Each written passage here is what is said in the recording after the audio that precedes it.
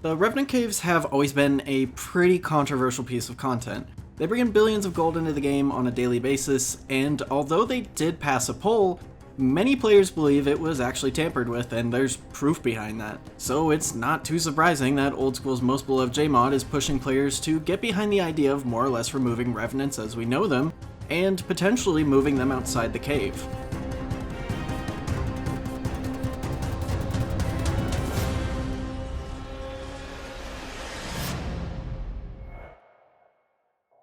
So before I get to the Revenant Cave removal and why I think that this could actually help the game, let's talk a little bit about revs in general. How did this money printer actually pass the polls? Well, there's a couple factors. For example, nostalgia, since they existed in late RuneScape 2, appeal to both PVMers and PKers, but namely because of someone you may know as Mod Jed. I made a video a while back about the most corrupt RuneScape 2 JMod. Jed is basically old school's equivalent, but on steroids. To keep it short, he got fired a year or so back for hacking accounts for billions of GP along with a bunch of other scummy stuff.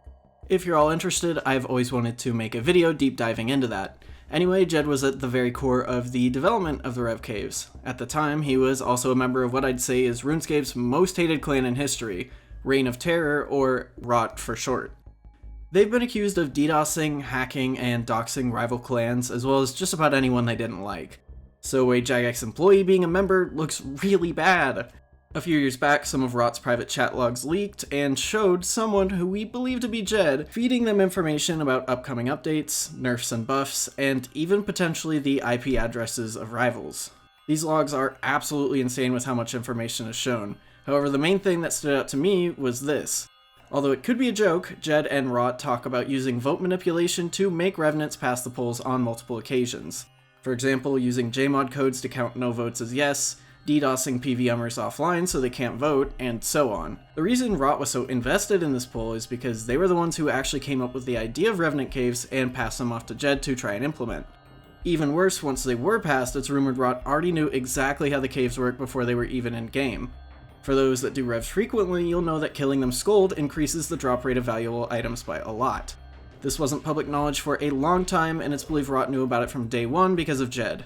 Personally, I believe these logs are real, and I'll link the entire Frontline video below claiming their authenticity. Another thing to mention is a lot of people were unhappy with the Revenant polls. Whether it came down to weird wording, or people feeling like some things were forced in, it just seemed a little sketchy.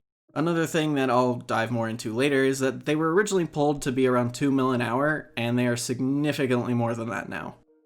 So there's decent evident Rev Caves were put in the game because of rig polls and were more or less created to be Reign of Terror's money printing device. So that handles the origin. What are the caves like today though? Well, pretty soon after the caves released, a little service known as protection clans became popular. You hire a clan to protect you at Revenant so you can farm them for drops in peace.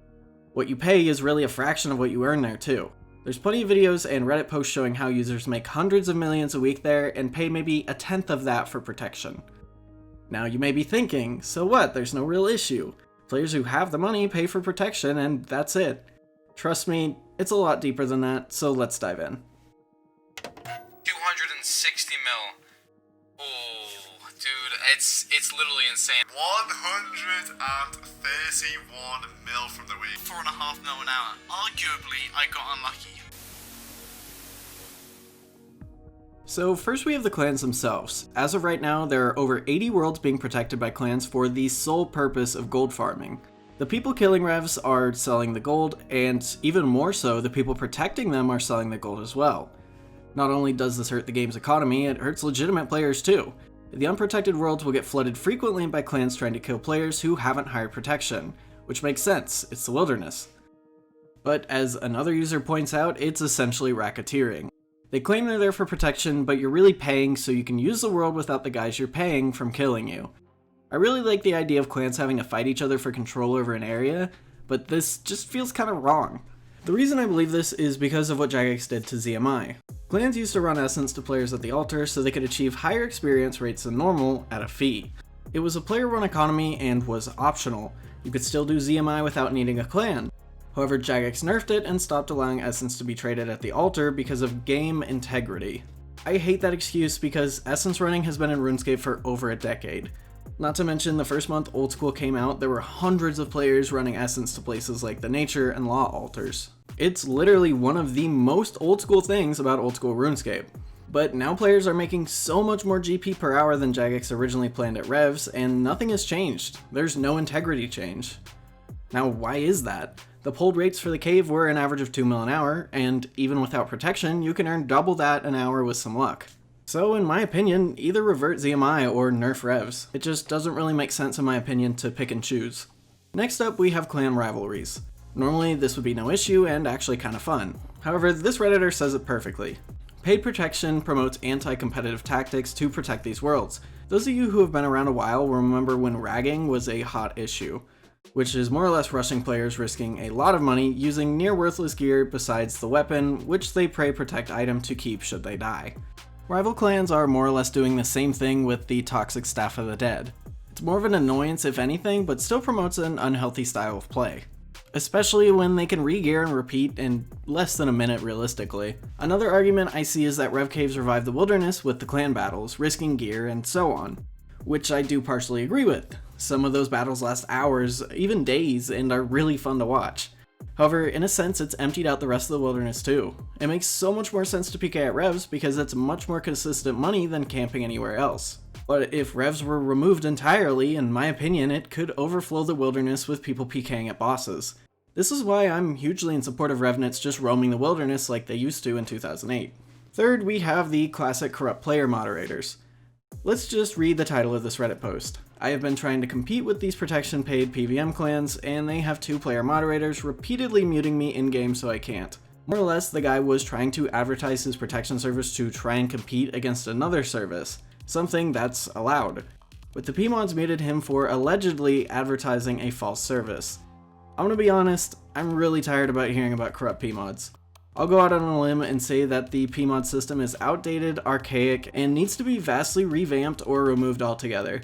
At the very least, remove the crown from PMod's usernames. That's probably a topic for a different video, but the system is broken, it just doesn't work anymore. Lastly, there are so many protection scams going around. It's so easy to lose millions of GP to a clan. They either A, take your money and give you no protection, or B, take your money and give subpar protection with no refunds. With situations like B, the waters get a little muddy. It's hard for Jagex to tell if the player got scammed or the player is trying to scam the clan. For those saying PMods could solve this instead of what they did in the previous point I made, they can't.